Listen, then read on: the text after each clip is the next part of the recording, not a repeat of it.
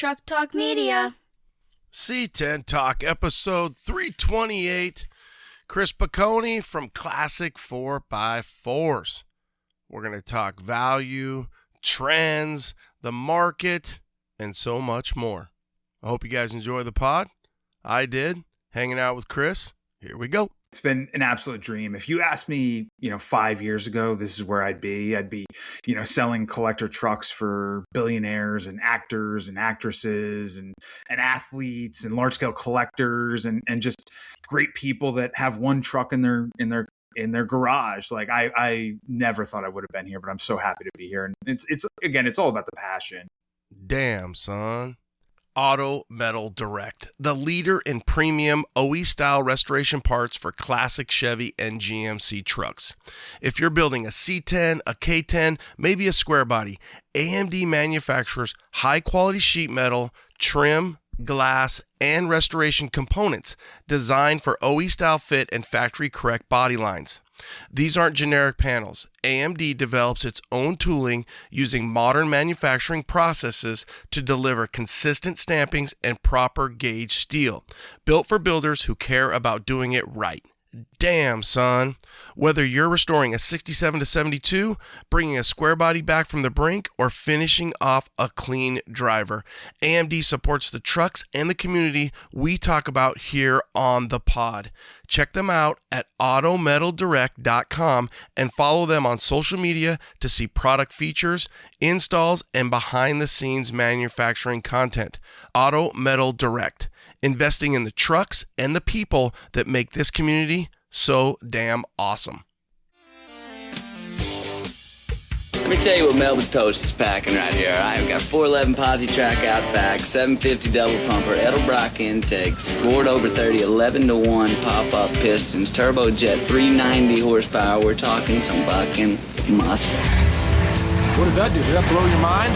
That just happened. Welcome to C10 Talk, your C10 truck podcast. And now I have a chance to be the best, maybe the best in the world. My old man is a television repairman. Got the ultimate set of tools. I can fix it. I said I got 50 cents in that jukebox, and all I can hear is your mouth clapping. You hear that? Here's your host, Ronnie Welch.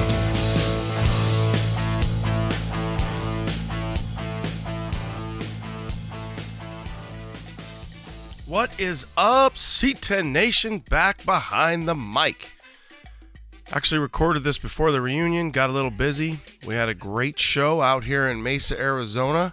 We moved locations, call it 800 trucks, plus or minus. We had like 40 vendors. Good time as always. The funnest part is obviously the community comes together, but love that retro rad vibe. And we opened it up to cars this year, which was cool. I didn't get a count on that. I'd say we probably had 100 cars, maybe 100 cars, 80 cars. And it was just cool to see some of the different things that people brought out. So, love the variety. Pre-show was just banging. We were able to have it at a place called the Neon Garden in Mesa. And DJ, some cold beers and food and people, and what else can you ask for? So, really happy the way everything turned out. Always, of course, want to thank my wife, who helps tremendously, and my brother from another mother, Sammy C. It's awesome. The support of the community, C10 clubs from all over the different states in the U.S., and then, of course, a lot of our homegrown peeps as well. So, been busy. We've got Chris's pod coming at you right now. He'll mention Key Savvy. So I reached out to Key Savvy. And I've got one of the head dogs over there. His name is Andrew. Recorded that. And then I am going to make a pledge to you to get the Ben Napier. It's been a year. And I'll explain on my pre-show why it just took so long. And I also have another pod that when I was doing the SEMA build, my buddy out there in Tennessee, Brian Ashley, recorded a couple. I was able to get one out, but I'm sitting on one. So let's do this. Let's get Ben Napier out next. Let's get Brian Ashley's second pod out, and then I'll come in with Andrew from Key Savvy. Okay? I'll get those all out in the next few weeks. Get them over to you. Great pod, sitting down with Chris, talking about the market, the value. This was kind of coming off of Barrett and the Blazer. Interviewed Chris. Well, then Cody had reached out, and I thought we needed to throw that one out there right away. So 327 is Cody. We're talking about the experience, the auction, the Blazer, the build, things I would do different, the feedback on that, or not do different, either way. The feedback on that has been really good. So I'm more of the guest on that, which, I mean, come on. You got to ask 3 questions and I'll go for over an hour, to be honest with you. I mean, just wind me up and let me go. And Cody does a good job of guest hosting with me as guesting. So I hope you guys enjoy 327. I thought it went really well, and the feedback has been really good. And if we need to do more of that, just fire away. Let me know. Obviously, I'm not just going to let anybody and everybody guest host. But I'm open to questions. You know how to get a hold of me, Ronnie at trucktalkmedia.com, Ronnie at trucktalkmedia.com. All right, 328 with Chris coming at you. Ben Napier, let's do as 320. Let's do Ashley's at 329. And then let's do Ben at 330. And then let's do Andrew at 331 from Key Savvy. That's my story, and I'm sticking to it. Here we go. Episode 328. Chris from Classic 4x4. All right. What up, C10 Nation? Back with another jam-packed episode of C10 Talk. We've got, I want to make sure I say the last name right, Chris Picconi. And Chris is from Classic 4x4, Classic 4x4 underscore trucks if you're on IG. Obviously, Chris, you've got YouTube, a little bit of pod out there. I think you've kind of slowed down a little bit on the pod, but we've got you here on our pod, and we're going to talk trucks. We're going to talk market value. And honestly, you've got a spot anytime you want to get that pod itch going and you want to come in for a quarterly or a biannual update, we can definitely do that because we've got a lot of listeners and they like to hear what their cars and trucks and 4x4s and classics are worth. So welcome to C10 Talk, brother. Hey, thanks a lot for having me, Ronnie. I really, really appreciate it. Excited to talk, collector trucks and 4x4s. That's my game. That's what I specialize in. And most importantly, the hottest corner of the market, the truck and 4x4 market right now, which is K5s. Awesome. So did I get that name right? Picconi? Yep, you got it. Chris Picconi. That's me, man. And then what's your story? How'd you get into, I think you had like an 81 Jeep at one point, or how did this whole thing start for you? Dude, I have a wild story. So I actually started out as a real estate investment banker years ago, living in New York City, and had a pretty good career and started collecting like European fast cars, BMW M's, Mercedes AMGs, like stuff like that. And then probably about, I'm aging myself right now. This is 2012. So this is, roughly 15 years ago. On a whim, I picked up a 1981 Omaha Orange, fully restored CJ7 and added it to my collection. And literally from that day on, I was like, I don't want low and fast anymore. I want big and slow. And then I literally just completely transformed my entire collection to classic 4x4s. And then ended up getting into automotive private equity. We sold that portfolio, and I semi-retired a few years ago. And that's kind of where classic 4x4 came from.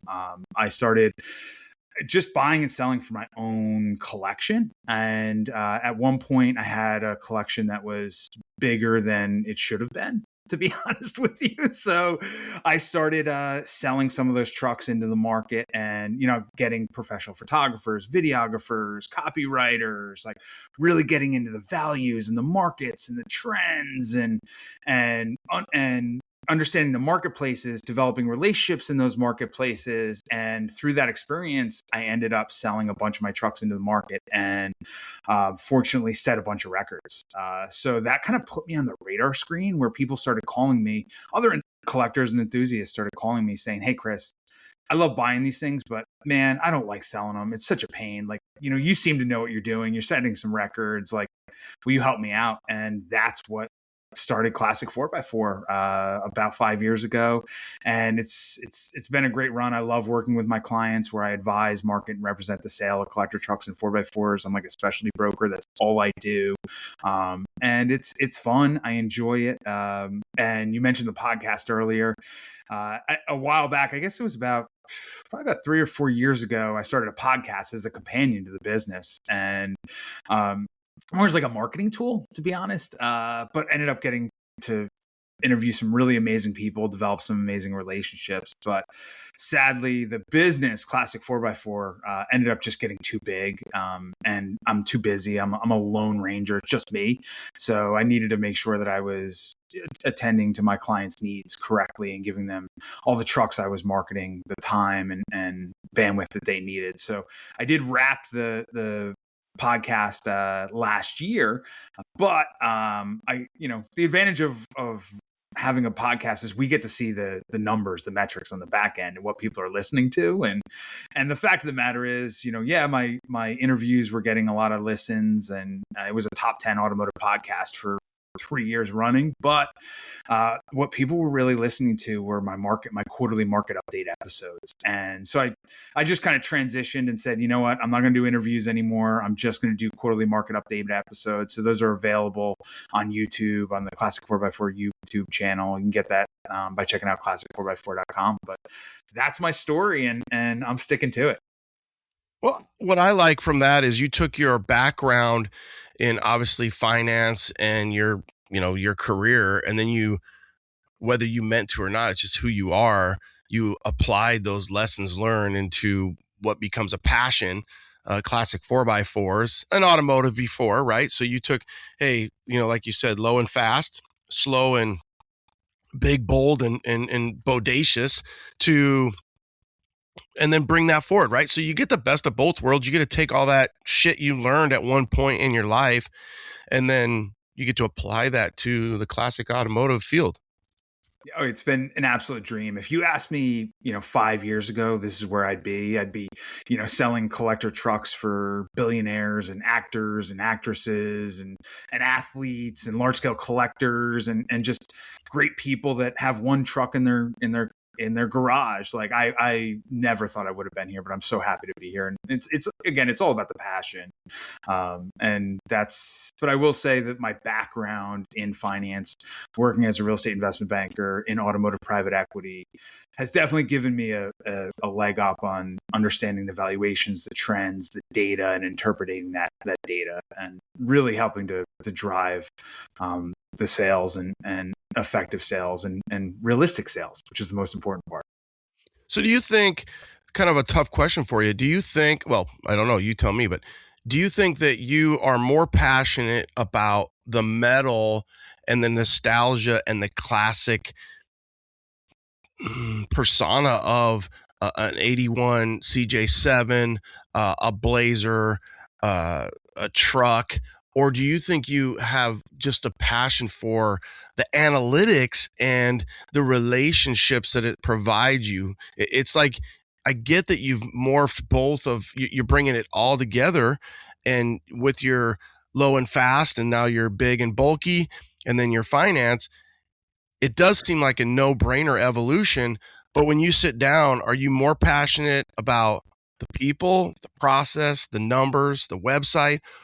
Or if we took all that away, would it be like, no, I just want to go sip some bourbon and look at my 81 CJ7? You see what I'm saying? That I see what you're saying. And first and foremost, it's about the metal. Like I just love the metal. Like I love the trucks themselves. I love understanding the uniquenesses of the trucks, what adds value, what doesn't add value. Like, so yes, the analytical perspective and the market focus piece that was my professional background helps me out a lot and helps me to succeed in the business itself, and advising marketing and representing the sale of my clients' collector trucks and 4x4s. But the fact of the matter is, what led me here and what the passion is purely the metal. Like I love being around these trucks. I love driving them. I love playing with them. I love talking about them. Like, I mean, if you look at the smile on my face, like there's nothing more than I love than talking about trucks and 4x4s. Like absolutely, hands down, that is first and foremost. So at one point you had a collection and got maybe a little bit too big, which is a great problem to have. We all kind of have that. I do think that eventually, right now I have too many as well. And I feel like you can only have so many battery tenders and people that can handle, like, I want to make sure this still runs and the gas is still good and so on and so forth. When you look back, is there one that got away that you wish you would have kept? Is there one that you want? And you look back at your collection and you look back at some of the ones that have come in and gone out, and do you call guys and say, hey Charlie, do you still have that? I want to buy that back, or how does that work? So there's one that I said I would never sell that I ended up selling, which is that Omaha Orange 1981 CJ7. So I sold that a few years ago just on a whim. And the guy that ended up buying it actually lives in the coastal beach town I live in New Jersey. So I see it around town all the time. Him and his family enjoy it. He's a friend of mine. So it's there. And if I ever wanted to buy that back, I could, hands down, no question. That's probably the one that I regret selling the most, but I have the ability to buy that back when I want. The one that I really regret also selling was I built a 1981 CJ8 from the ground up. Like, this is when you could do it at reasonable costs. If you weren't vertically integrated and didn't have full control of your labor, where you were outsourcing everything. But I literally started, I kid you not, with a title, a VIN plate, and a throttle down customs chassis, and built this thing. And it was immaculate. Oh, I love that. Absolutely love that. That was my 82, but we could talk about that later. So I had an 82, so same. I had the same decal kit, the 81, 82 decal kit on mine. So I built this thing. It was 2D deep night blue. I mean, I had a built out AMC 304. But I mean, it was just everything. And that was one of the trucks I sold when my collection got a little out of control. And it was actually the first or second one I sold that I brought to market, and actually ended up setting a record with that CJ8. So, and that's kind of the truck that put me on the radar screen, where people started to call me, other enthusiasts and collectors started calling me being like, hey, will you help me sell my truck? So I do regret selling it because I loved it, but it led me to where I'm at today. So it was probably one of the best decisions. When you say set a record, how do you keep track of that? So I actually I pay a data aggregator to aggregate all the published transactions that happen in the market. So if you look at the overall collector vehicle market, 90% of the vehicles in the collector vehicle market trade in the gray markets, which is opaque. So meaning like, I'll give you an example. I had a client. Meaning not retail, not something that we see on the front. Correct. So meaning it's not in the published markets. So it didn't transact in a marketplace where it would be public knowledge. It's just okay, just to put it in perspective for the audience, I think they've got it, but it's like, hey, Chris, I know you've got that 81 Scrambler. I want it. Or your buddy from, with the Omaha Orange 81, they know you've got it. It's more of a deal where it's kind of a handshake deal. It's not something that's on eBay, if you will. Correct. Yeah. So or bring a trailer. You hit the nail right on the head. The direct placement market, where it's sold quietly off market, not on any type of marketplace or platform, that would be a gray market transaction. Whereas if you're going out and you're selling it in a marketplace like, Forby or Hemmings or whatever, Barrett Jackson, like you sold your truck in, like that is a documented published sale. But which is only 10% of the overall market, but allows you to get a real good overall view of the market, even though you're only looking at about 10%. So if I look at the published transactions, the answer is that CJ8 set a record as one of the top sales in the published transactions. Oh, okay. I get it. Yeah. That's hard. Like you said, it's 10%, or I would think though that's a higher percent now more than ever, in that we have a Bring a Trailer, which we didn't have, at least 8 years ago, I didn't feel like we had Bring a Trailer. So we have Bring a Trailer, we have Barrett, we have Meekum. We have a lot of different auctions, auction housing. We have Hemmings. We have so many different things. It does seem like more and more people it's published versus the gray opaque that you mentioned before. So, I mean, this is your wheelhouse. I mean, what are you seeing out there? And we'll talk a little bit about that, the classic truck market. And it's so important I feel like my audience doesn't necessarily care about what their value is. They want what they want. They chased it. They built it. It's their dream. And maybe they have one. Usually one leads to two. You got to have a parts one, then snowballs, and then you get another one. Then your son and your daughter, and you start building more, which is great for parts companies and great for our scene. But I also see people who it's more of an asset where they buy it. They might drive it a little bit. I would almost use Devin Booker from the Suns. He's local. I feel like he has a great collection. He has 3 first-gen K5s that I'm aware of. He might even have 4. I mean, he even has his own shoe now because it's the Blazer shoe with GM, with Chev. So I think there's people out there that are like that. They've got a great collection. There's some assets to it. Obviously, they don't want to lose money on their vehicles, whether that's a car or an SUV. What do you see in your 5 years of chasing this market and really getting after it? Or like you said, you know, with the pod and with your reach, doing your quarterly analytics. I'm sure you work close with Hemmings as well. Some of these different markets that have such a great pulse on the market. So, you know, to answer your first question, I agree with you on, you know, 10% and 90% is growing. That 10% is definitely growing as there's more marketplaces. But unfortunately, more marketplaces confuses a lot of sellers, which is, you know, why a lot of sellers come to professionals like myself to really, they don't want to deal with the BS, right? They don't know which marketplace will yield the highest sell price. They don't have relationships with those marketplaces. You know, they're not texting the CEO to be like, hey man, you know, like if I put something up on Hemmings, I'm texting Joan O'Shaw and being like, hey man, got this up. Can you get me a little love, you know, out in the marketplace, that type of thing. You know, so I do see that number is increasing in the transparent markets with the advent of larger scale marketplaces, but a vast majority are still direct placement off market. If I look at my own business, 70% of the trucks that I sell, I facilitate and represent the sale of, are sold quietly off market, direct placement from collector to collector, meaning I have a relationship with the seller and I have a relationship with the buyer. Really only 30% of the vehicles that where I represent the sale I'm bringing to market. So, but again, I'm also a very relationship driven guy. So if that is a bellwether, we'll say, you know, if my business is 70-30, yeah, you know, and historically the market has been 10-90, maybe it's a little closer to on par with my business. But you look at the overall markets themselves, the fact of the matter is these trucks, it's not about the money, what they're worth. It's about enjoying them, man. Like I'm daily driving a Scout, a 1980 International Harvester Scout Traveler right now. I'm probably into that thing at least double, if not triple what it's worth.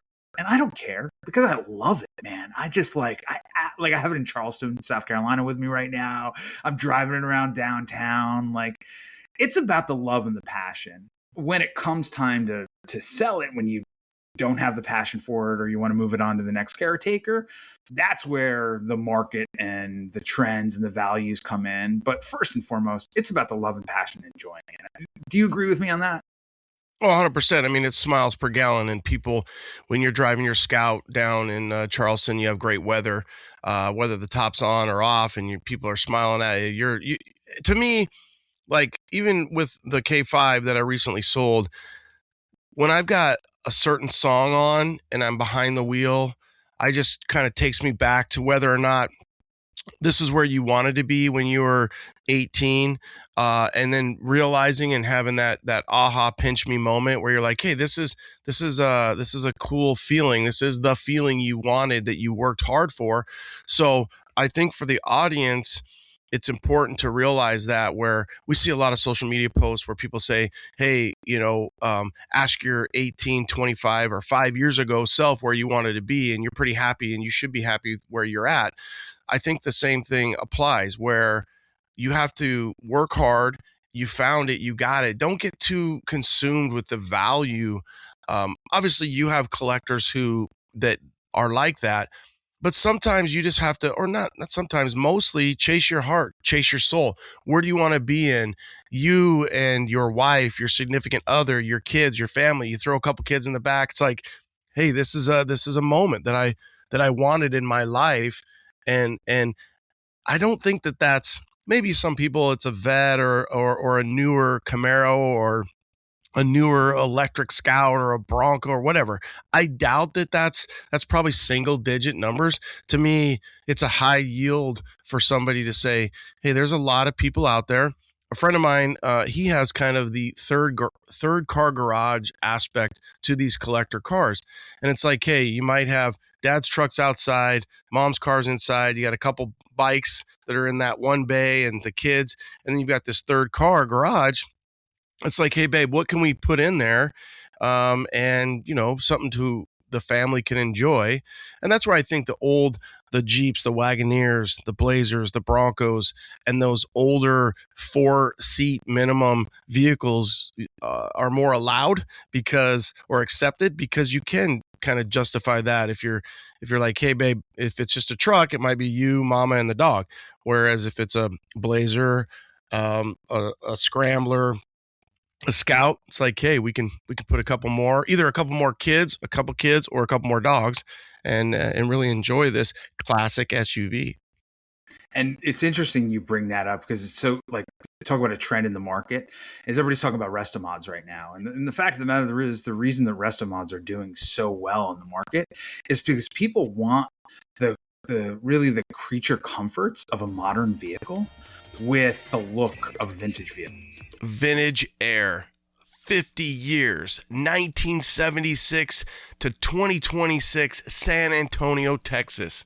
Whether your truck had AC or not, Vintage Air has a solution for you and your project. Their Gen 5 SureFit kits feature new, larger blowers, OEM-style injected molded cases, full electronic slide controls replacing older cables, allowing for smooth slide functions when changing flow and temp.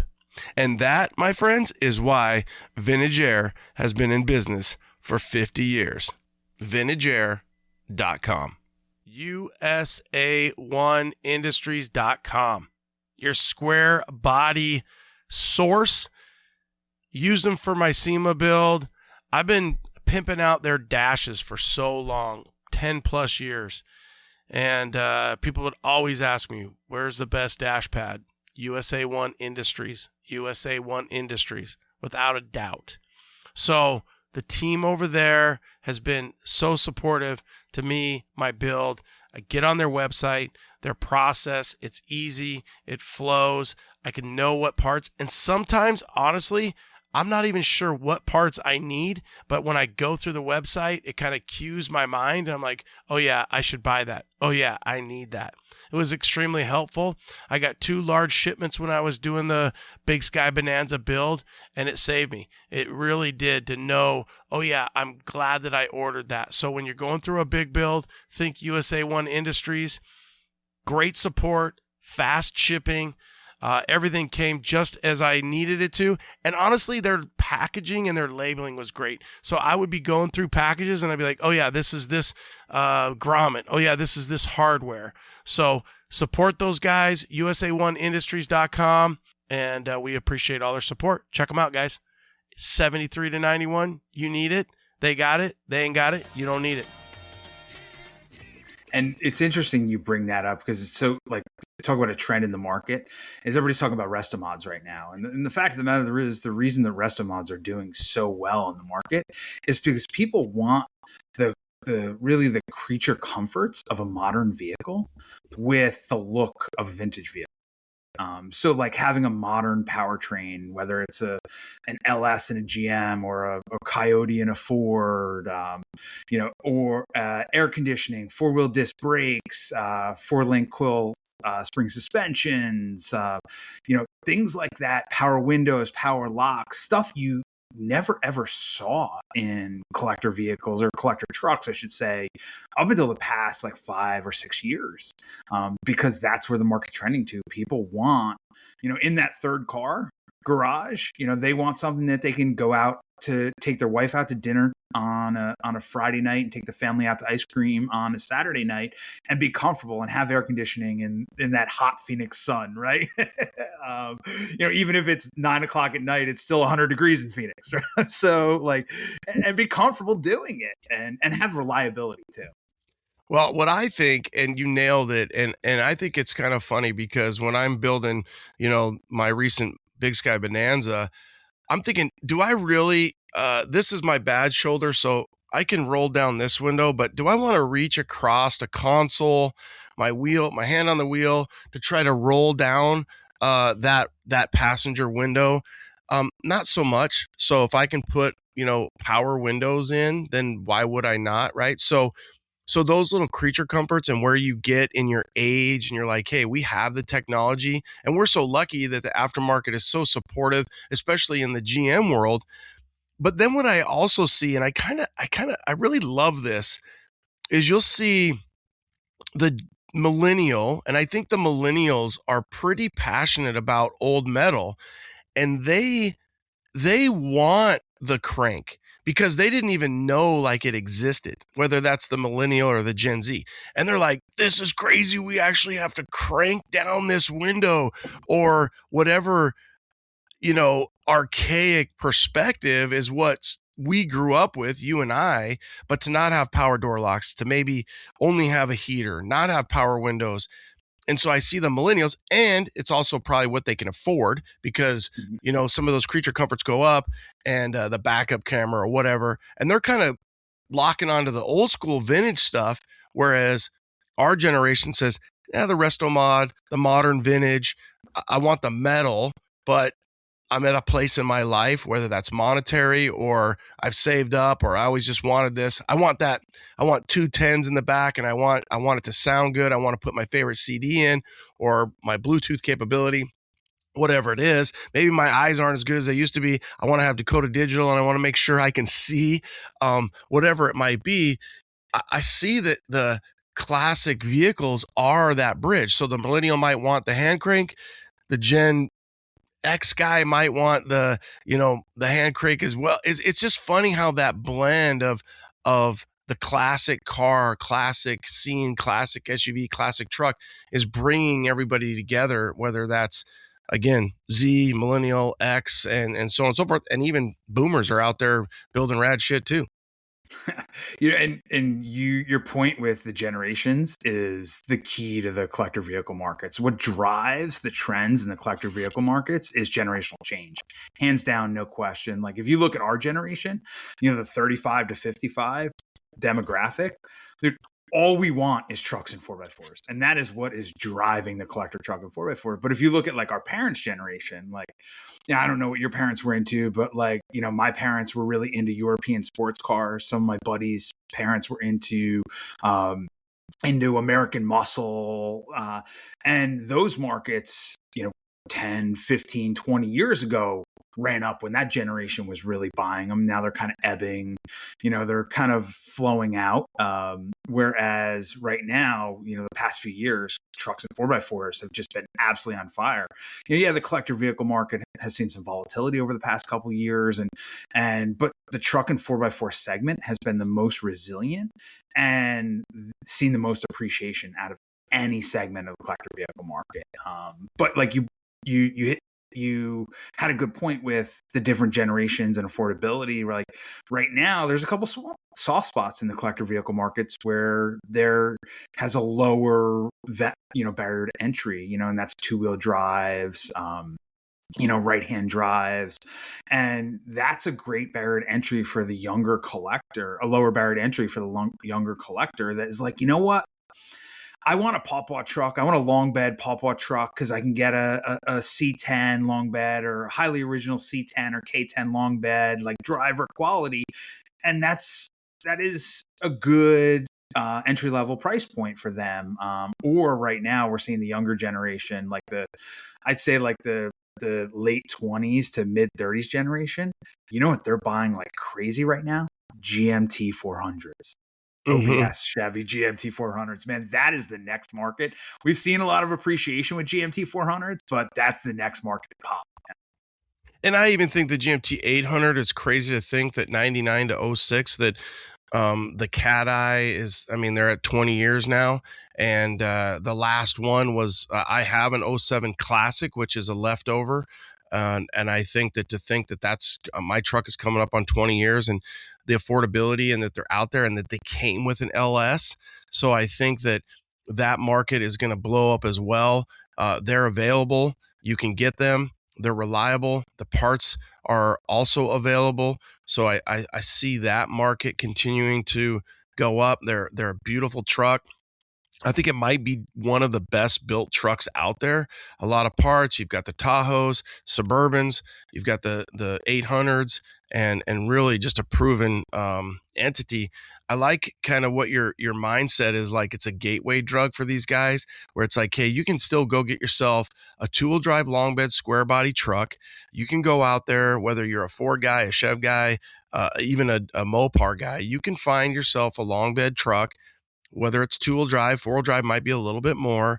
And instead of like, I mean, my audience is going to be a lot older, so they're not going to be, I don't think there's a lot of 25-year-olds listening, but let's just say there is. Don't bitch about the prices. Sorry. But just go out and hustle it up and make it happen and you'll enjoy it. And I think that, again, that gateway to the scene, the culture, the people, the parts, and just getting after it. And just like you said, it's like, hey, I bought myself an 81 CJ7. I wanted it. I didn't even know how bad I wanted it. Go get something cool. Life's short, whether that's a truck, whether that's a Jeep, whatever it might be, whatever you can afford, and make it happen. The only thing I tell people all the time is don't buy it and let it sit in mama's garage, mom's bay, your wife's bay, the side, get something that you can drive and wrench on a little bit, because if it breaks down, if it starts to sit there, that becomes a negative versus a positive, and it really just pulls things down. Where, for example, your wife, your girlfriend, whoever it might be, is like, hey, what are we gonna do with this thing? Like, let's get going, and it becomes a negative, and then you look at it and it becomes something that's on your shoulders, and you're like, well, I need this part and it costs too much. And just try to get something where you can drive it a little bit, keep it on the road, and enjoy it. And then, little by little, some weekend projects where you're thinking, hey, I need to work on my brakes. Hey, I saved up enough money. I want to put a 2.5-inch lift and, maybe some 33s, whatever it might be, to that specific build. But you will prevail that way. It's kind of the way I look at it. Instead of somebody taking on, I feel like we have a social media effect, and that social media effect is you have amazing builders and some garage builders as well. They make it look too easy. They don't showcase some of the trials and tribulations and the frustration, and maybe buying 3 parts to figure out what one part might work best. And with that, you get people think, oh, I can just buy this project, and it comes in like 64 parts bins and crates. And you're like, if you haven't done that before and you don't have the real estate and the availability to really break it all down, just buy something small. Don't get in over your head. Enjoy the process, enjoy the journey, and maybe your 3rd or 4th build, you'll have more bravado and more experience to get to that level of that boxed build where you're buying somebody else's nightmare. So I'll tell you, you talk about the builds and like people getting in over their heads. And I was like the prime example of that when I first started collecting years ago. Like my first build was that. So I built 2 trucks for my own personal collection, that 81 CJ8. And I also built a Land Rover Defender 110 for my collection. And after I built those 2 vehicles, I quickly realized I do not want to build trucks. Like, I'm not good at it. I don't have the technical acumen. Like, absolutely not. I will never do it again.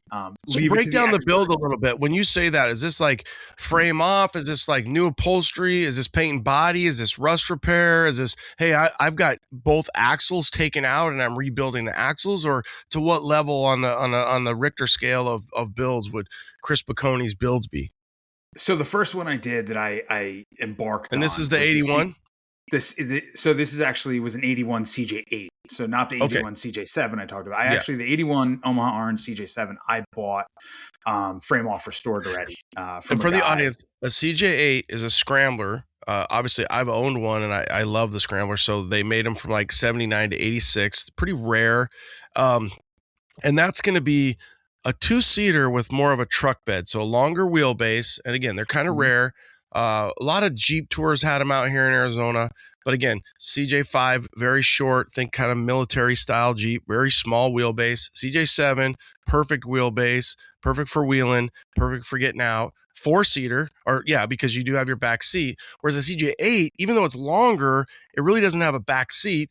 It was meant more of a truck bed. I, of course, added a seat in mine, and a lot of people would do that. So the CJ8 is more of a, I don't know, utility bed, kind of has that bulkhead, and then a half top that comes off and on. So the audience kind of understands that perspective of CJ5, CJ7, CJ8, and yeah, it's probably hard to get parts for a CJ8 specific. I mean, obviously you could pull a lot of parts from a CJ7, but okay, now we've got a Jeep so talk believe going. it or not, that CJ8 that I built from the ground up, I started with a VIN plate, a title, and a throttle down custom.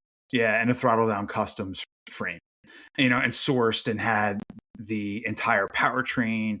So I sourced, the axles, the 4-wheel disc system, everything. And so I built this truck from the ground up. And I didn't do it myself. I don't have that technical acumen. I'm the first one to admit that.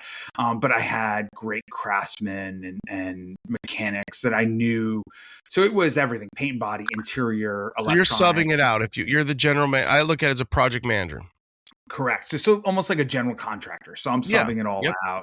Okay. Because I don't have that expertise. I want to get the best in breed expertise. I kind of found all the components, but I subbed everything out. And I quickly realized that if you're not vertically integrated and you have full control of your labor, especially your labor costs, that building is not a lucrative business unless you have full control of every aspect, every cost center and every aspect. But I built a great truck, loved it, enjoyed it, ended up selling it, set a record, did the same thing with the Defender 110.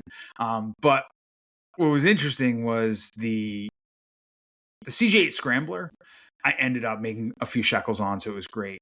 Where I realized that, and that kind of shrouded the pain that I went through building that as my first one. But when I did the Land Rover Defender, I lost a whole bunch of money and quickly realized that this is not what I want to do in any way whatsoever. So I'll just buy them built.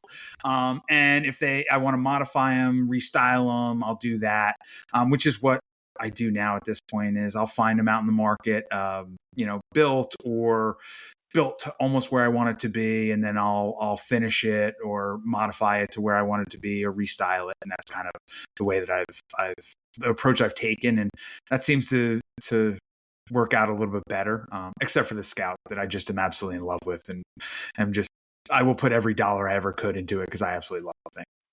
Did you do the Defender because you were on a high from the Scrambler and you felt like, hey, I've got my team. I think for the audience, it's pretty cool to think about this. And I often apply this to the general contractor that, in a home that might be building a home. It's like, once you have your list, right, as a general manager, a project manager, general contractor, once you have your list of your great staff, your great people, your painter, your wiring guy, your motor guy, your axle builder, you're like, well, I've got the list. There's power in having the list, and there's power there. But like you said, it's like, well, can I control the marketplace and the labor? And then again, going back to the TV shows of, Flip This House, you have to have a 20%, if not a 25% marker in there, because it's like, oh, the foundation's cracked. Oh, we got to replace this and the plumbing, and you have to anticipate that. And if you don't, you're lying to yourself, you're lying to your budget, you're lying to the project, and you're going to be pissed about it. So with that, is that why you went right into maybe the Defender, because you felt like you had that team? So I did the Defender and the Scrambler at the same time. Just the Scrambler ended up getting finished before the Defender. Oh wow, you were ballsy. Yeah, dude. And it was at a point where my collection was just out of control. Those were 2 trucks of many, many more. I had a small warehouse full of anything and everything. At the time I had every CJ. in that warehouse, like literally everything except for a CJ10 in that warehouse. So every model CJ, it was wild, but I did the Defender because I always wanted one. Sure. And at the time they were kind of hot in the market. They've obviously, that market has really ebbed out. That and the Gen 1 Bronco markets, or the Defender markets and the Gen 1 Bronco markets, are a little softer than they were at that time. But I just wanted one. I enjoyed it. And I wanted to keep the powertrain, rebuilt, but highly original. And that's when I quickly realized that Land Rovers drive like tractors. Right. So like you can get like a CJ7, a CJ5, an older 60s CJ5 or CJ7 or a CJ8. Like they'll drive a little rough like a truck, but they don't drive like a tractor. Land Rovers drive like tractors. Unless you rest them on them, they drive like tractors. So what happened was I had this absolutely beautiful Land Rover Defender 110, Arliss blue with this like, beautiful like tobacco colored interior, marine vinyl interior with Arliss blue piping. It was sharp as could be. It looked like $1 million, but it drove like a tractor, and it wasn't fun, and it was diesel, and it smelled, and my wife would complain about it, and I'd be like, that's when I was kind of like, let me get rid of it. And then I guess the real coming to Jesus was when I got rid of it and was like, wow, that cost me double to build what I actually got rid of it. Maybe this isn't for me anymore. Yeah.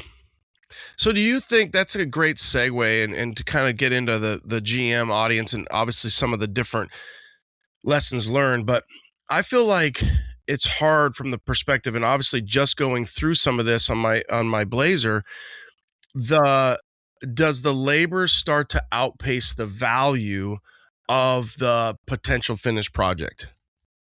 Absolutely, hands down. I mean, any good high quality, or I should say investment quality frame off restored vehicle is going to have roughly 3,000 hours of labor in it, right? So if the market can't bear and I'm not talking about everything else. I'm not talking about the parts and everything. I'm just talking about the labor itself. If the market can't bear at the absolute minimum 3,000 hours of labor, then it just doesn't make sense. That's why I always tell like the build shops that I have relationships with, build customer work. That's where the money is. Like you're building them bespoke for customers is where the money is. Unless you're unless you have a built brand, a globally recognized brand, like our friend Dan Hogan or FJ Company, the Kaye Brothers FJ Company, or Paul Prochak's Helderberg brand, where the brand creates an immense amount of value. But if you're just an average everyday builder, to build a vehicle spec to go to market with, you're always going to get less money than building a client build, hands down, no question. So the fact of the matter is 3,000, whatever your blended labor rate is, times that by 3,000. That's a big number right out of the gate. So if the market can't at least sustain that, I mean, and then the parts alone, I mean, which are usually going to be double the labor cost, right? That's the numbers you have to go through before you even enter into building a truck. Yeah, and for the audience, I mean, obviously it depends on where you're at. Geographically, your labor rate might change, but I always kind of look at it this way. A buddy of mine and I kind of looked at this one day, and you're thinking, look at what you make on an hourly basis, but you think $50 an hour times 40 hours a week, 52 hours or 52 weeks in a year, and it comes out to about $96,000. So just to pay somebody, there's $100,000 roughly at a $50 an hour rate, for a full-time job for that 1 year. And how long it takes to build a vehicle and go through in each little part. And that's where paint and body, I think paint and body's just gotten to be crazy. But you look at post-COVID, they should come up with a new term. It's like PC.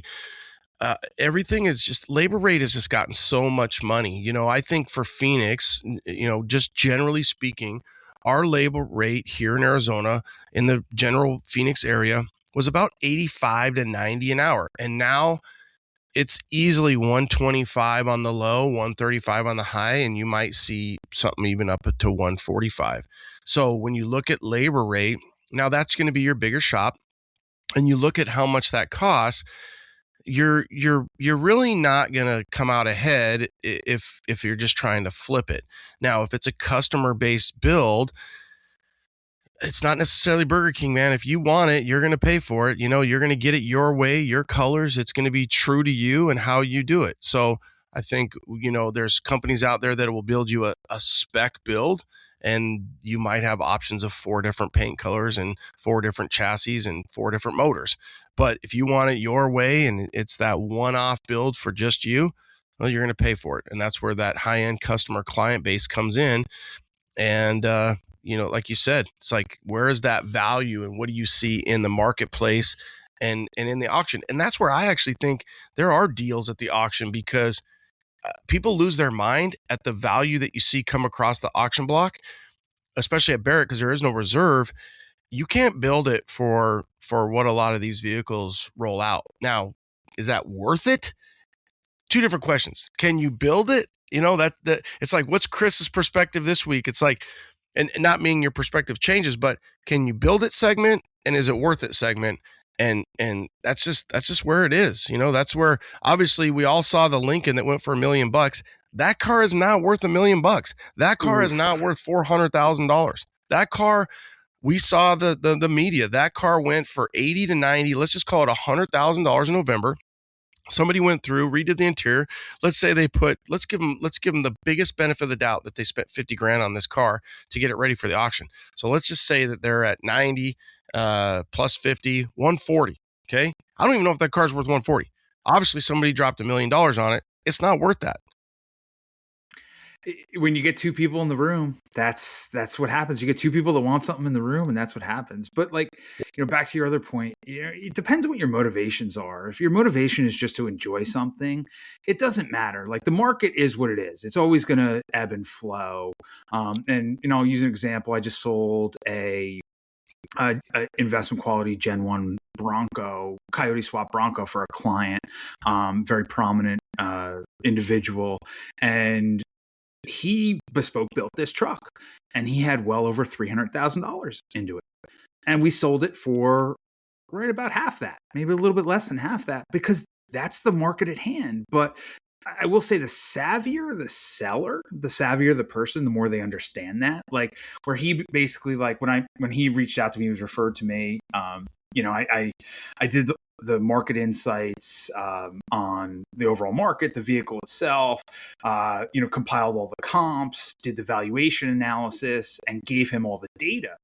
And he basically was like, yeah, I'm into this for well over double, but what I'm into it and what the market bears are 2 different things. And you're just the bearer of bad news that I'm on the wrong side of the market. But at the end of the day, I'm not using this thing. My wife's not using it. It's in a city I don't even live in. It was just being used for me when I was in that city.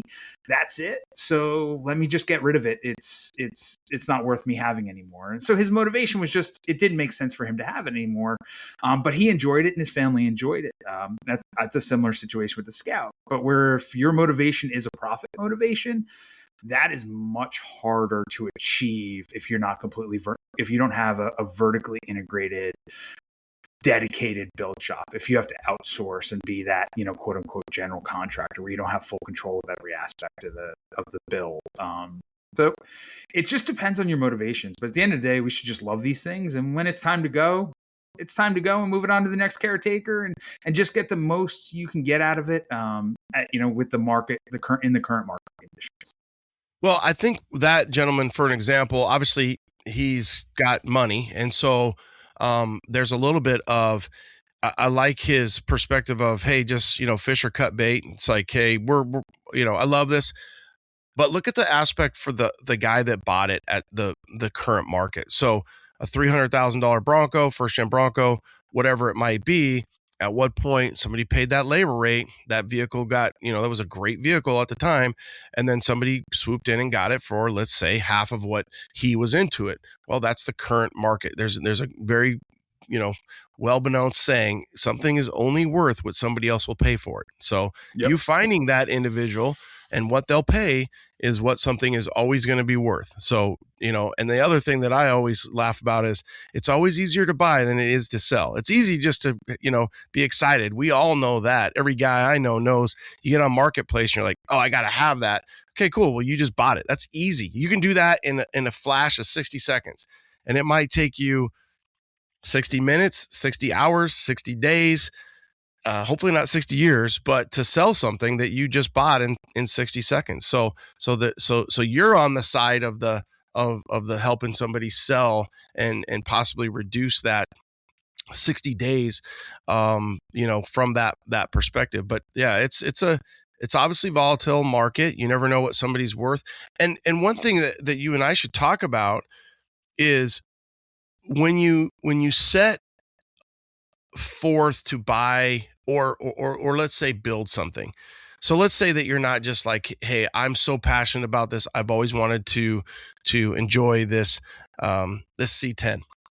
Well, whether you do that or somebody else does, but if you're in it from the financial perspective, I mean, we could kind of use Gas Monkey, right? Everybody knows who Rich Rawlings is. It's easy that he's buying and flipping and selling, and we've seen him make money. We've seen him lose money. But when you start a build and it takes a year, the market could be completely different from the day you start it, right? So you might buy it at the hot market, and then, 12 to 24 months later, depending on how much paint prison you end up in and everything else. And like you said, what you can control. But it is crazy to see, and I'm sure there's some examples. I don't think the first gen Bronco is the example, because I think they had a pretty high note for a long time. I think C10s are still hot, but there's obviously something we saw Grand Nationals just go absolutely crazy. So you can be on the other side. I think it is pretty not easy to be on the other side, meaning, like you and I just talked about, OBSs are continuing to be hot. If you find them in low miles, original form, obviously two-door Tahoes.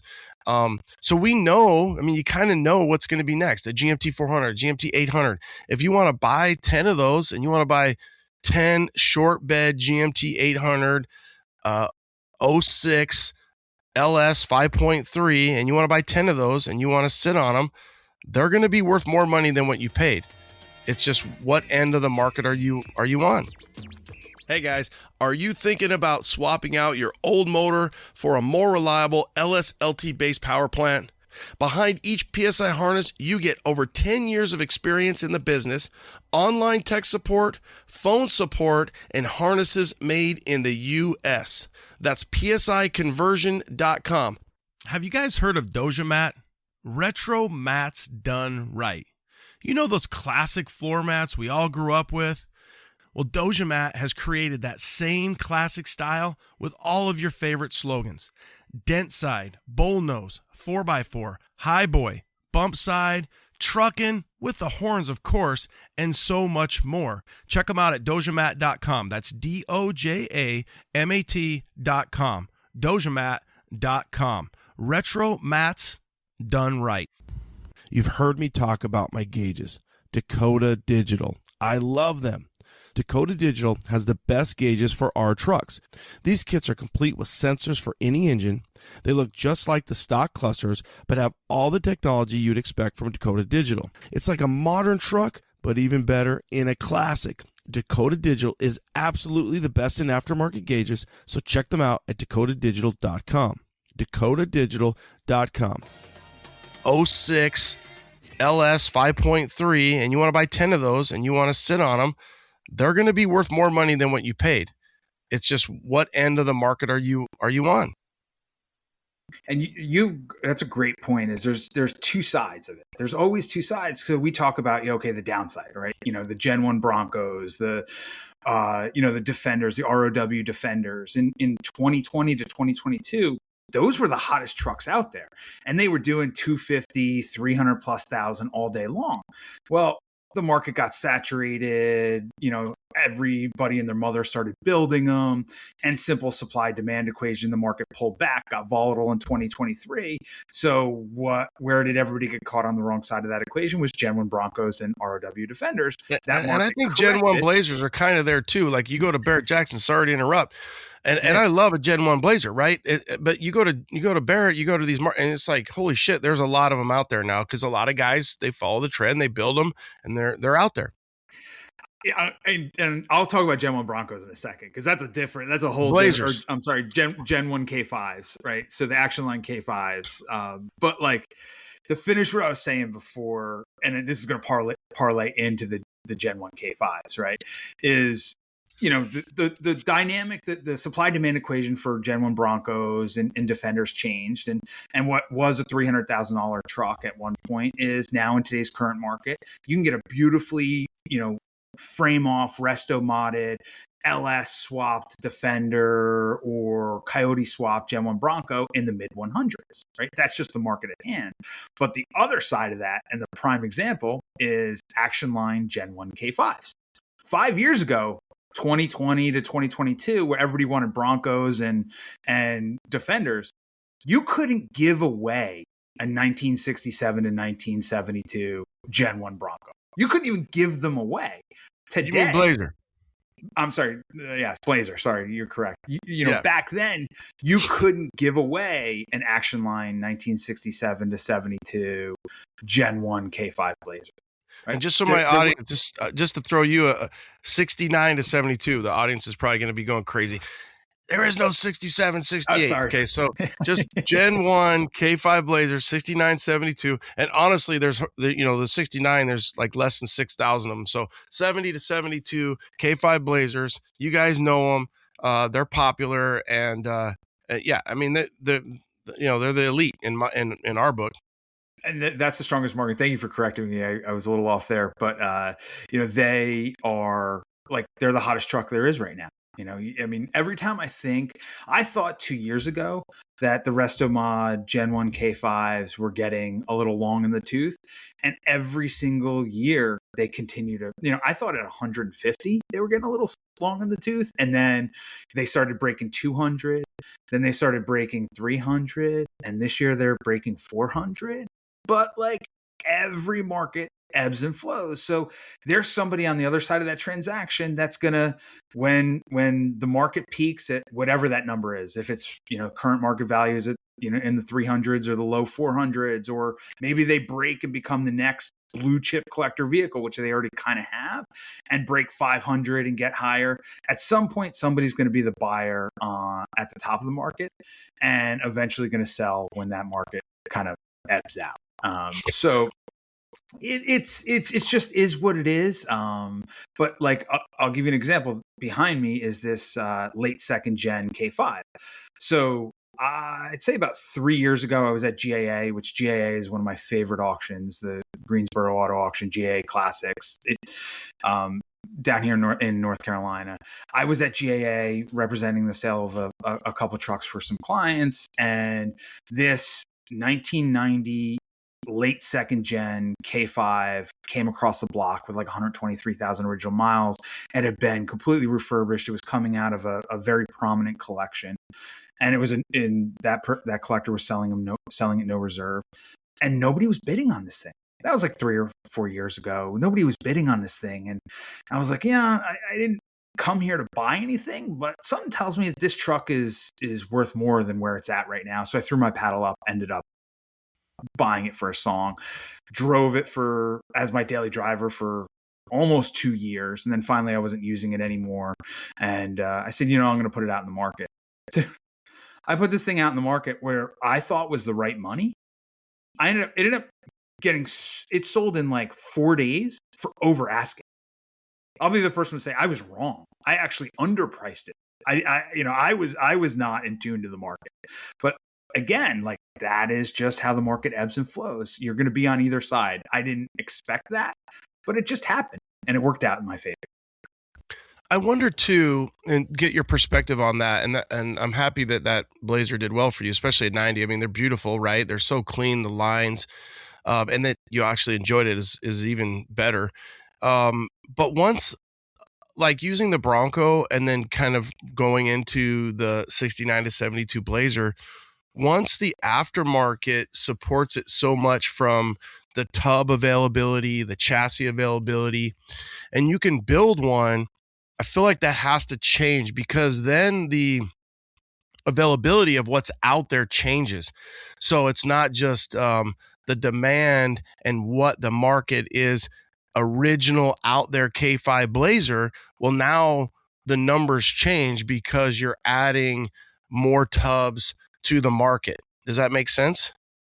Yeah, it definitely makes sense. But like for a GM enthusiast in general, I think that GM has the best aftermarket support out of any other collector vehicle in general. I mean, you have LMC, Classic Industries. I can run down that list. Like, and I've had several GMs in my collection, and I will tell you, GMs tend to be the easiest to own in your collections because you're not searching high and low in like, you're not looking in like, salvage yards in the middle of Montana for this left tail light. Like, you can literally go online and build these things from the ground up, right? Yeah, you can build one right out of a catalog. And the same thing is true with Jeeps, right? Jeeps are similar, whereas like, Land Rovers, some of the Ford stuff, some of the international stuff, like it's tough. It's definitely difficult. But I'd say overall the GMs have the best aftermarket support of any, and I think that helps their values too, because people are more comfortable buying them, and there's more economies to scale to restoring them. So I think that's why they become a little bit more resilient. But Gen 1 K5s at, 400,000 or 500,000, will that be forever? No. Just like Gen 1 Broncos and ROW Land Rover Defenders at 300-400 was not a forever thing. Yeah. And so going back to one of your first talking points really is just buy what you're passionate about, and you're 100%. Not going to lose, right? You're not going to lose. You're going to get to enjoy that. And the other thing too, remember when you buy a vehicle, they are known to depreciate, right? So when we buy vehicles, they're going to depreciate. Don't think everything is an asset. I mean, obviously you might sell that to mama, but just go out, buy what you're passionate about, and then can you really put a monetary perspective or game on that, and then just be like, hey, this is my passion, and you keep it for a few years, and then if you have to and you sell it, or somebody comes in and they want it, then you have that that's where you're at on the market. But to go in at every single thing and be like, I have to turn a profit on this, you might be setting yourself up for a bad day. You're absolutely setting yourself up for failure, because that's just not realistic. None of us have a crystal ball. Yeah, we can say, a 30,000 mile crew cab GMT 400, K2500 is probably going to be worth more in a year or two than it is today. But can we say the same for a lot of other vehicles? No, we can't. It's just about enjoying it, having it, enjoying it yourself with your family, having it in the garage, and following that passion, going with your gut. And hey, if when it's time to move it on to the next caretaker, you make a few shekels, that's great. If you don't, you enjoyed it and you can just chalk it up. What do you see the market? What are you seeing in 2026? So far right now, I mean, kind of give your listeners a little bit of a historical knowledge. The collector vehicle markets between, in what we call the post-COVID era, the like 2020 to 2022, there was a lot of liquidity in the market. People were sitting at home. They wanted to own collector vehicles. That market was just an anomaly. And the collector vehicle markets, specifically the truck markets, were absolutely out of control in that period of time. We saw a correction in 2023 where the market went from 2 years of being on fire and imbalanced in the seller's favor to kind of whipsawing in 2023. We saw a lot of volatility, and the market whipsawed to being imbalanced in the buyer's favor. But you had a lot of people that bought a lot of stuff the prior 2 years that wanted to sell it in 2023 and weren't realistic. So sell through, meaning the vehicles that came to market and didn't successfully, or the vehicles that came to market and sold through, that actually sold, Sell-through wasn't strong in 2023. There was a lot of volatility, but the market corrected, pricing corrected. 2024 was volatile. 2025 was a great year for the collector vehicle markets and an even better year for the collector truck and 4x4 markets. And 2026, so far, year to date, we're having this conversation in mid-February, is, in my opinion, the past 6 months have been the strongest I've seen the collector vehicle markets, especially the collector truck and 4x4 markets, in a long time. Average sale price is growing, dollar volume is growing, sell-through is, sell-through right now. And to give the listeners a little kind of antidote to the metrics that I look at, the first is sell-through. Sell-through is the percentage of vehicles that come to market that successfully sell. So if 10 vehicles go to market and 7 of those successfully sell and 3 of them don't sell, that would be what's called a 70% sell-through, right? And 70% is what we want on average right now. And then the average sale price is the average sale price of all those vehicles that successfully sold through in the market. And the dollar volume is the total amount of dollar volume of all those vehicles that successfully sold through. So I really look at those 3 key metrics. And for the past year or so, all those metrics have been pointed in the right direction, up, up, up, up. The only concerning metric that I have right now is sell-through, because sell-through last month in January was at like 80%. That's a little above average. We want to see healthy sell-through in the high 60s to low 70s. When you get into sell-throughs that are in the 80% range, that means the market is heavily imbalanced in the seller's favor. So if you're a seller right now, it is imbalanced in your favor. But again, generational change continues to drive the collector truck and 4x4 markets. So as long as the macroeconomic background of our overall economy stays intact, because you got to remember, collector vehicles are a want, they're not a need. So they're very tied to macroeconomic, the macroeconomic background and backdrop and consumer spending. If people aren't spending money, they're certainly not buying collector vehicles. So as long as our macroeconomic background stays intact, the collector vehicle market will remain strong, and the collector truck and 4x4 segment of the collector vehicle market, until us 35 to 55 demographic lose interest, which is not anytime soon, the collector truck and 4x4 market will continue to see, strength and appreciation, in my opinion.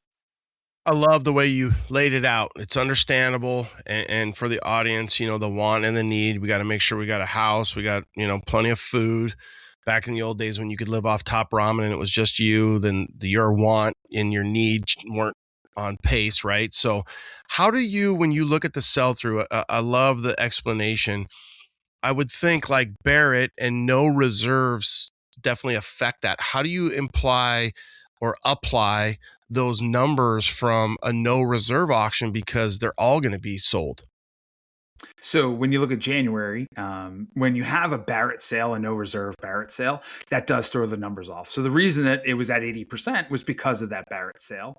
But I still look at everything in aggregate.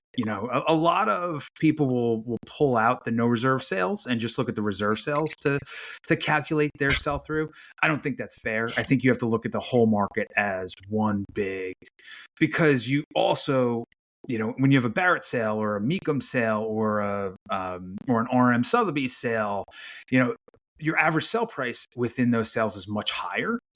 So you also get an inefficiency in that period of time, not only from the sell-through standpoint, but also from the average sell price and dollar volume, because a lot more dollar volume is trading and much higher sell prices. So you just kind of have to take that with a grain of salt and say, okay, January the numbers were above average because there was a really big Barrett sale. And then, February, there's, GAA sale, there's Mecum sale, going into March, you're going to have another Barrett sale. So the first quarter of the year for the collector vehicle markets is kind of what sets the stage for the rest of the year. So if we're strong in the first quarter of the year, as long as everything macroeconomically stays in place, the rest of the year will be pretty strong. We do normally have our fourth quarter slowdown, which is in the winter once the kids go back to school, everybody's done with their August vacations. Nobody's thinking about buying a collector vehicle other than the dedicated enthusiasts like myself that are like, I buy in the winter because that's when I get good deals. Right? But we didn't see that in 2025. The normal seasonal winter slowdown in 2025, that would be October, November, December, end of the year. We didn't see that in 2025. So we went into the first quarter of 2026 rip roaring, and we've only gotten better. Yeah, there is some variation to those numbers, but if you just look at them and take everything with a grain of salt, if those numbers are moving, those key metrics are moving in the right direction and trending together in the right direction, things are good. If they're trending away in the wrong direction, things aren't great. If they're a little bit mixed, that means there's volatility, and that volatility creates inefficiencies. Do you try to take like a Kissimmee where there is a reserve, and then which is right before Scottsdale Barrett? Obviously the numbers at Kissimmee were good. Barrett, like you said, the numbers are high, but that's because it's a no reserve. And then do you have a way to kind of blend all that? Because like you said, it's like you're at an 80% sell through thinking, hey, this is a better market for a seller than as a buyer. You have both sellers and buyers, and you're looking for that 65 to 72% sell through, and then kind of matching that. Or you just say, hey, there's always a little Barrett asterisk, because you could almost say, hey, we had Barrett, Scottsdale, Palm Springs, Vegas. You're going to have a spike there because you have such a high level of sales that are no reserve.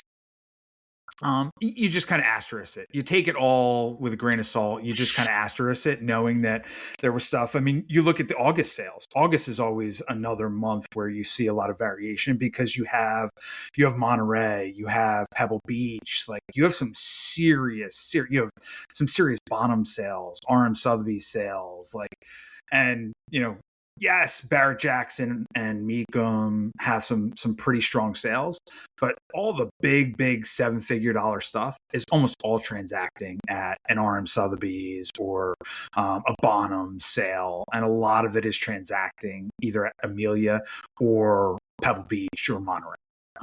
So those are the months you really have to take with an asterisk. Is August. That's the month you really got to, because that's where you could have sell through, and those are reserve sales. So sell through usually will be a little bit more in the normalized, the low 70s range. But dollar volume and average sale price, those are the months where you'll have average sale prices that are in the low six figures, which is insane. Like an average sale price in the collector truck and 4x4 space is really in like the mid to high 30s, low 40s, right? Once you get into those like crazy blue chip coach built Duesenbergs and those things transacting and crossing the block, you get average sale prices that are, for a month that could be 150, 160, 200,000. It's wild. Yeah. I remember a Barrett where I saw, like a CUDA or an old 70s muscle car Challenger, whatever it was, went for like 60, and a C10 86, square body, two-wheel drive went for 65. It was LS swapped. But at that point, again, we're coming up, I think that's probably been about 5 years ago at Barrett, where I was like, okay, this is officially where the truck era, the classic third car garage 4x4 has kind of surpassed that generational, like you said, that your parents, the Euro, the muscle. I kind of have been always saying that it was the class of 83 to the class of 85. They wanted the muscle car. They couldn't afford it. They bought the Jeep, the square body, whatever it was, and they made them rad. And we're going to see a 30-year period of a generationally that Gen X era that, whether they kind of wanted the muscle car, because obviously our grandparents or parents are the 32 Ford Coupe, the muscle car, maybe there's a Porsche in there, the 70s Porsche and so on and so forth. But then you get into the American metal classic where you've got your international. You've got your Bronco, your Blazer, your Bourbon, your truck, your K10, your K20. And I think the times are going to be good. There's a lot of us out there that want them. They've come into some money. They're in their 40, 50, 55, maybe even a 60-year-old. So you've got some time, but don't get too lost in it. Just enjoy what you've got.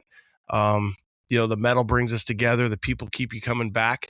And I think once you get out to a show, you drive it, you put some smiles per gallon on it. It's really what it's all about. I couldn't have said it any better, man. Ronnie, you just nailed it, brother. So would you have anything that you would love to add to your collection that you've never had, or that you might have had for a quick moment, and then you're like, man, I kind of want to get another one of those in the stable? So one actually, and this is just top of mind right now, is K10s right now. The Action Line K10s are very desirable vehicles. I mean, pickup trucks in general, crew cab pickup trucks in general are having their heyday right now. But just any type of Action Line K10 is very desirable in the market. And I happen to be bringing two to market for a client, right? For separate clients. One is actually in your area in Phoenix. It's a 1970 two-tone Hugger Orange Summit White Resto Mod short box.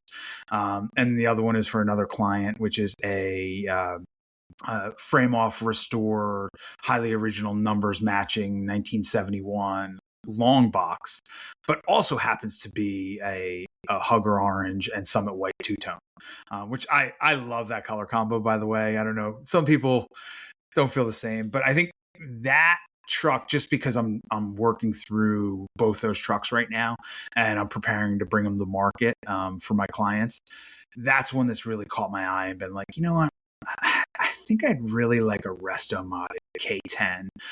The short boxes are probably out of my price range. Like, that's one thing, we should talk about with your audience, is how you can have two K10s.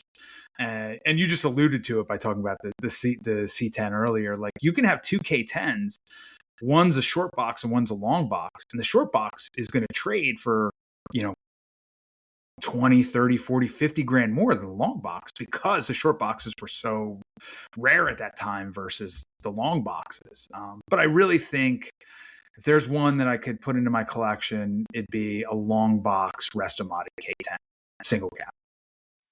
Yeah, my opinion on that, I love to hear that, is that the maybe not the most politically correct example, but the short boxes, whether it was a two-wheel drive or a four-wheel drive, was the hot chick in high school that had too many boyfriends, and that short bed got bought and sold a few different times, whereas the long beds were more of like the grandpa.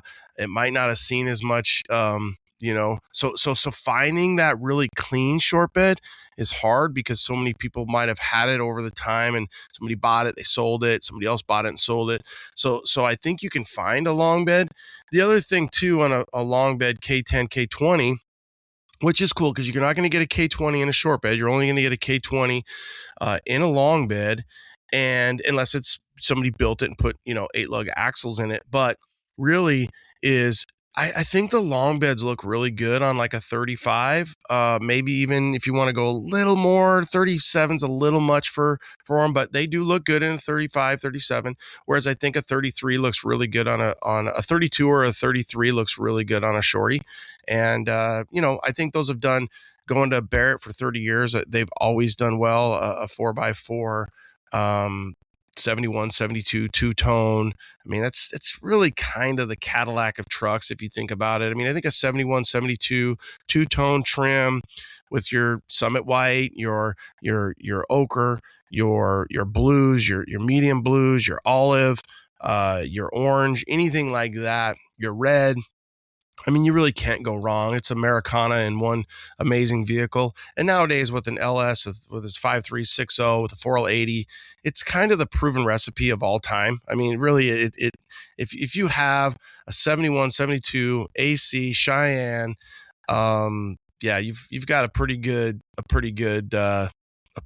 truck going there, and I don't think you're ever going to go wrong with it. So yeah, that would be a cool build to see, and it would be cool to get, like you said, whether you buy one from your client or not and just find one. They're out there and you can find them. So that one of the questions I have for you is when you have a client like that, how do you bring it to market? Do you take it to auction? Do you look at the analytics and say to your customer, hey, I'm going to put it out in my Rolodex, and then that's going to be in the opaque gray area. Let's see if we get any bites. Your fees are going to be a lot less. There's no auction tax and auction fees. And then if not what you perceive to think you want, let's throw it up on auction, maybe throw it on a reserve first. Then what do you think is the best formula for that and bringing a collector vehicle or a high-end build to market? So I guess the first piece of the equation is preparation. Like bringing a vehicle to market is like, I equate it to like painting.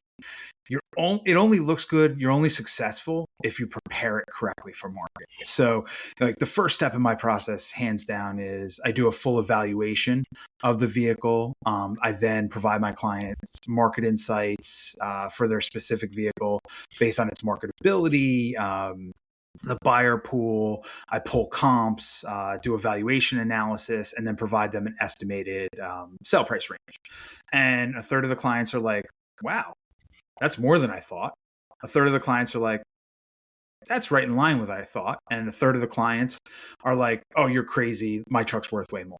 Okay, good. Well, then we can't work together. I'm sorry. Yeah, good luck. Yeah, good luck. Yeah, wish you the best. And when you bring your truck to market and it doesn't sell through, don't call me, because now you've actually stigmatized the value of the vehicle. And that's the biggest risk with auctions that people don't realize, right? So to directly answer your question, every vehicle needs a viable go-to-market strategy that is specific to that vehicle, because different trucks sell better in different marketplaces and in different manners, right? So like auction for me is a secondary or tertiary part of my strategies. Like the first part obviously is I want to be able to place it directly with a client. So a vast majority of my transactions are direct placement where, I'm moving stuff quietly off market, where a seller comes to me and says, hey, I have this I'm looking to get rid of.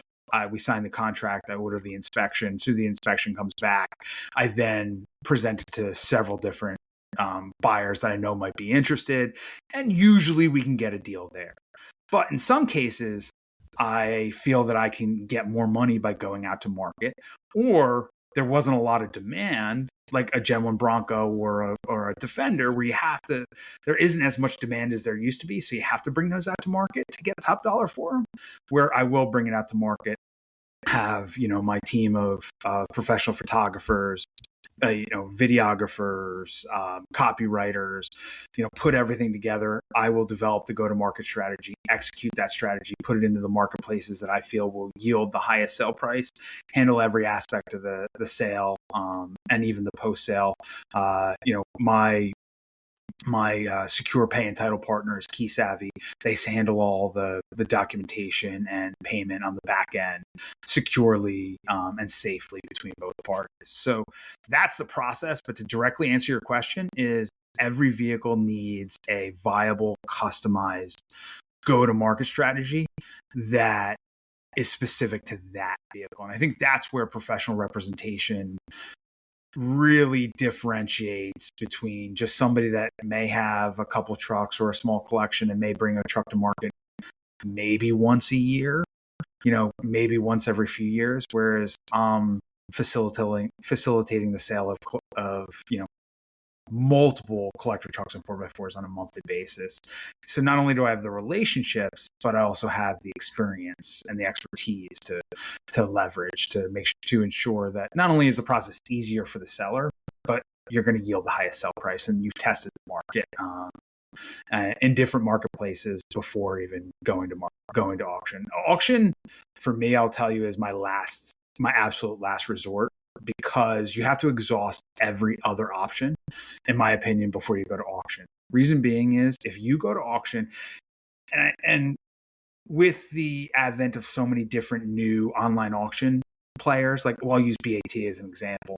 And BAT is great. I love that these auctions create a lot of liquidity and a lot of transparency for our collector vehicle market. But casual sellers overvalue a lot of these online auction, where they will bring it to auction and be like, oh, I'm going to sell it and I'm going to get like $1 million more money than I ever thought. And the next thing you know, the market speaks and the truck doesn't sell through. Where, you know what, the market could bear like, you know, say 40,000 to 50,000. But the fact of the matter is, BAT or whatever, you know, auction house needed inventory. So they let you put it out there at a $70,000 reserve in hopes that, you know, it stuck, and it didn't, and it high bidded at 50 grand. But what happens now is now you don't have a sell through. So you become part of that 30% of vehicles that don't sell through. What do you do now? Now you stigmatize the value of the vehicle. If there was an opportunity to get 70 grand for it, you now no longer have that opportunity. You've almost created a glass ceiling at that high bid, no sale. So auction, there's a lot of risk. Yeah, what a great point. People are going to see that, and it's like, you didn't sell at 50, you thought it was at 70. You actually now became part of the analytic to not allow a 70. So depending on the market, and, you know, do you store it away now for 6 to 12 months and see what the market brings? But yeah, you're adding to the numbers of the non-sell through. Yeah, it's a very interesting point. Yep. There's two big mistakes that I see sellers make all the time. The first is they go at it on their own. They step over dollars to pick up a penny, you know, to pick up pennies, where they're like, you know what, I don't want to pay a professional. I can do this better. Sure, no problem. Go at it. And then they go to auction. It doesn't sell through. They have a reality check. And now you've, you know, to use that example where they wanted 70, it high bid at 50, but the comps really were in the 40 to 50 range. So 50 was the right number. Now that they've been humbled, now they're like, okay, what do I do with it? They go out, try to sell it. It sits on the market. They get offers. And because it didn't sell through, they're getting offers in the mid 30s now, out in other marketplaces. And they end up taking 45 for it. You know, when they could have just had a viable strategy that tested the market in the, you know, the 50 to 70 $1,000 range before going to market. The other big one I see all the time that sellers just make this mistake, and it happens, and I've been guilty of this too, where I will be driving around, I'll be at a Cars and Coffee or a show or something like that, and somebody will come up to me and be like, I have to have this truck. What do you want for it? And I'll just throw them the dumbest number. And they're like, okay, done. I want this truck. And, you know, I'm like, yeah, I think about it. I'm like, you know what? I'm not going to sell it.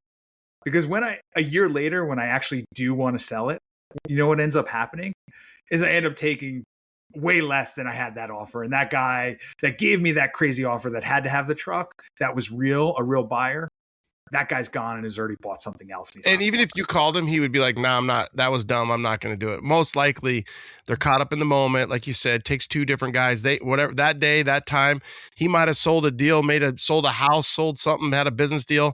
And so the odds are, if you don't take that money and run when you have that stupid number, you're probably and you might regret it, but you're probably not going to ever see that again. And that happened with my Scout actually recently. Guy said, hey, I have to have this Scout. And I was like, man, I don't want to sell it. And he just started throwing me dumb numbers. And I know I'm going to regret it, because when I do want to sell it, and, you know, eventually when I'm not using it anymore, I'm never going to get what he offered me. But on the flip side, I was driving a very rare 1997 NAS Land Rover Defender 90 Arliss Blue that had like very low mileage. When I lived in New York City, that was part of one of the trucks in my collection at that time. And I was driving that on the Upper East Side one day, and I was stopped at a stoplight on the Upper East Side, and some dude comes running at me and goes, I need this truck. I want this truck. How many miles? I know what this truck is. I drove it in high school.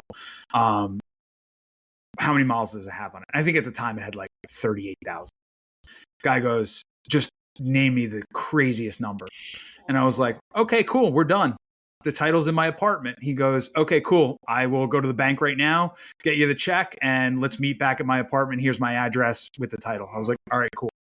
So I never learned from my lessons sometimes. Yeah. But again, you're also in a different stage of life where somebody could throw you a dumb number and you're like, hey, life isn't about the dumb number. It's about me having the Scout that I want. And that's a good place to be. And it's a good place to not forget that you are where you are, and to have that feeling is like, no, I don't really, the number is cool, I appreciate it, and respectfully I decline, but right now my bliss is sitting behind the wheel of this thing, and there's not really necessarily a number. I think societally we always think there's a number, but I respect that you're like, no, I'm really not worried about the number. My peace and happiness of being behind the wheel in this Scout that I wanted, whether or not I knew I wanted it, I like where I'm at right now. I appreciate it. I'll call you again if I got your number, and if it works out, cool. If not, no big deal. Somebody will want it. There's an ask for every seat, right? Yep. And I think a lot of it's timing too. Like that Defender example I use, like at that time, I was just like, you know what? I'm kind of done with it. I'm okay with it. I can move it on. And this guy had the right time. Whereas the Scout, I'm at the point where I just absolutely love this thing. Like I have it with me in Charleston. I'm taking it on vacation with me when my wife and I go away instead of renting a car. Like I walk into my warehouse, into my garage, and out of all the other trucks in there, I always just grab the Scout keys right off of my keyboard. Like that is, I love this truck right now, and that's why I don't want to get rid of it. Yeah, that's perfect. That's a great problem to have. Yeah. Okay, so we have some people who have some very high-end vehicles out there. What is a generic cost? Do they pull you up online if they're like, hey, I want to run through Chris, I want a professional seller? What does something like that cost? I'm sure it's not just, hey, it's $89.99 for everything. I'm sure there's definitely a package deal. How does that work? And give us some generic idea. We talked about the process already, but how the fees work into it, it's very simple. There's a $599 preparation fee, which is due when our agreement is executed. So, and that helps to offset the cost of professional photography, videography, copywriter, video editor, all that stuff, which anybody that knows, you cannot get that for $599. Yeah. I'm eating a big piece of that cost. So, well over probably double. And then the only other fee is a success fee, which doesn't get paid until the truck gets sold and the client gets paid. And under 100,000, that's a 8.5% success fee. Over 100,000 is a 6% success fee. So those are the two fees. It's $599 and a success fee. And the success fee depends on where the truck sells. So my motivations are in line with the seller's motivations, my client's motivation to sell it for the highest value possible. Because the more I sell it for, the more we both make at the end of the day. Yeah, that was awesome. I like the process. It's black and white. We know exactly what you're going to pay. And and like you said, for professional videography, copyright, somebody to write up the description, put it out to the world. $600 does seem very realistic and very fair. And like you said, you're eating some of that cost into keeping the process going. And I'm sure there's a point where, again, easy to use the general contractor or really a paint and body or whoever is like, hey, I want to keep my guys working for me. So I want to keep those channels constantly moving and shaking. And the more I keep my guys busy and keep money in their hands and they're feeding their families, the $599 is part of it. And it's a great value. And it's also just, it's confidence. I want to have some skin in the game because it costs me realistically to prepare a vehicle to come to market. It doesn't matter if it's a $40,000 vehicle or a $400,000 vehicle. It's still going to cost me roughly $1,500 to a little bit more. So I also want to have skin in the game, but I'm also confident in my abilities to exceed my clients' expectations. If you look at my numbers, we talked about the metrics that I look at. I hold myself accountable with those metrics also. Like I have 100% sell through. I have never entered into a contract with a client and not successfully sold that vehicle because we enter into it at a realistic place, right? Where we're on the same page.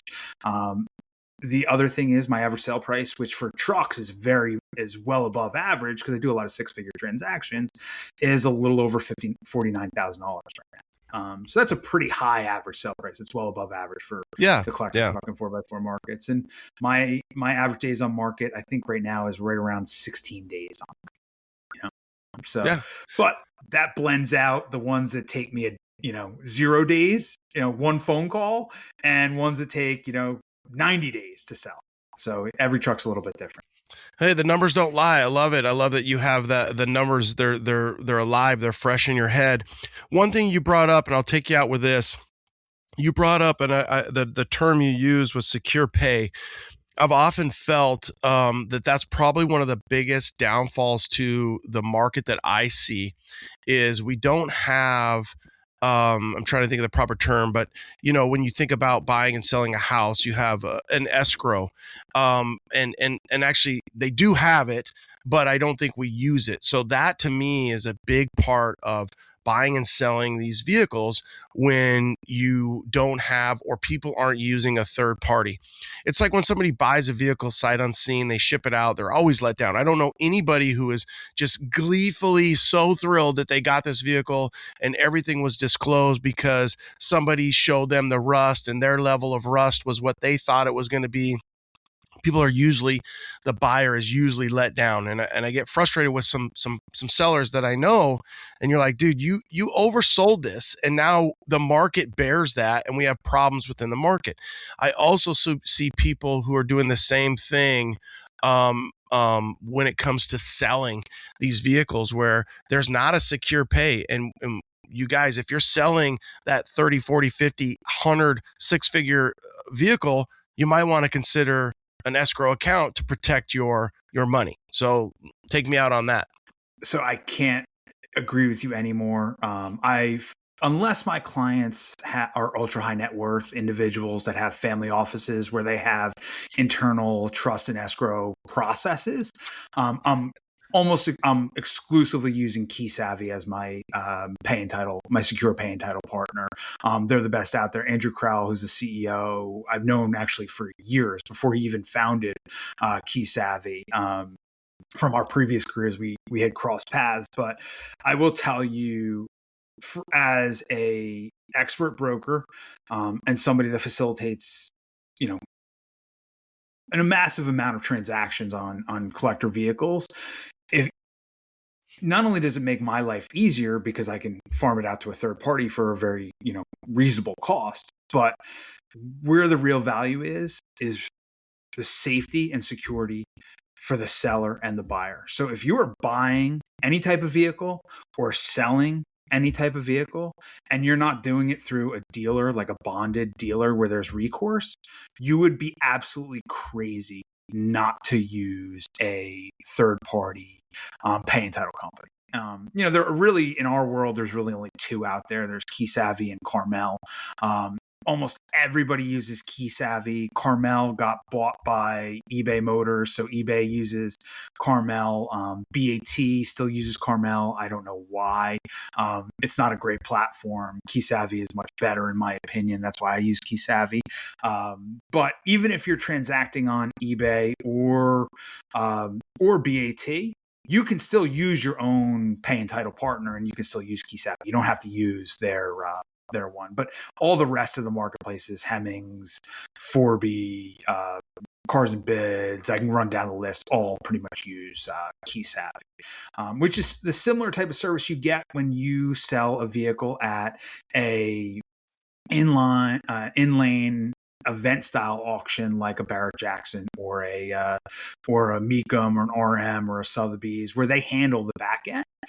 They have internal processes, which is crazy because a lot of those companies are actually starting to outsource it to companies like KeySavvy. But if you are transacting from person to person, like peer to peer, you would be absolutely crazy not to use a secure pay and title partner. It's necessary. Scams and fraud in the collector vehicle space are absolutely out of control right now. I see it every day, and unfortunately, I get the phone calls when after it happens because people are like, "What do I do?" It's too late. It's just too late, man. So I'm a firm believer. I run, like I said, almost all of my transactions, except for a small group of my clientele that have ultra high net worths, that have family offices, that have private banking relationships. I run almost all my transactions through KeySavvy as my pay and title partner. You'd be crazy not to. The cost is like nothing. It's like $198. You'd be absolutely crazy not to for that peace of mind. Yeah, I mean, it's just protection, and unfortunately, the world we live in right now is just, I mean, it is what it is, right? There's scams, and there's so many things going on, and when you're going to spend that kind of money, when you look at it, it's something that you're really excited about. You don't want it to be a negative. a bad taste, something where somebody gets burned, and unfortunately there's processes out there. So to know that Key Savvy is a reputable company, like you said, you put your name on it, you use them, you're an expert broker, and I think that knowledge, that trust is invaluable. It saves me time, but it gives peace of mind to me, the seller, the buyer. It makes too much sense, especially for like $198, which sometimes, just the buyer pays, sometimes just the seller. You can split it $99 between the buyer and seller. Even crazy. It's so nominal. Well, like you said, people tend to step over dollars for pennies, and you got to look at the big picture. Take a step back, protect yourself.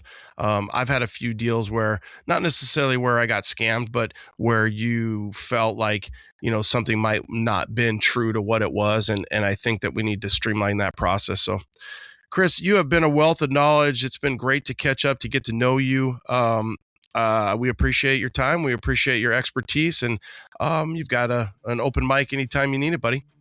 Thank you so much, Ronnie. I really appreciate all your listeners, and for anybody out there that's interested in selling their collector truck or 4x4, take a look at classic4x4.com and reach out. And again, social media is classic4x4_trucks. So don't forget that underscore. We'll have all the links, and you can get a hold of Chris, and you can get a hold of me, Ronnie at Truck Talk Media, Ronnie at trucktalkmedia.com. And if for some reason you forget Classic 4x4, you can get a hold of me. I'll get a hold of Chris and put you in touch. Thanks, Chris. That's a wrap. Thank you guys for tuning in. As always, appreciate the support. Chris, had a great time getting to know you and your wealth of knowledge and expertise when it comes to preparing and selling a vehicle in the world that we live in, especially a classic and a classic 4x4 at that. All right, guys, thanks again for tuning in. Have a great week. Late.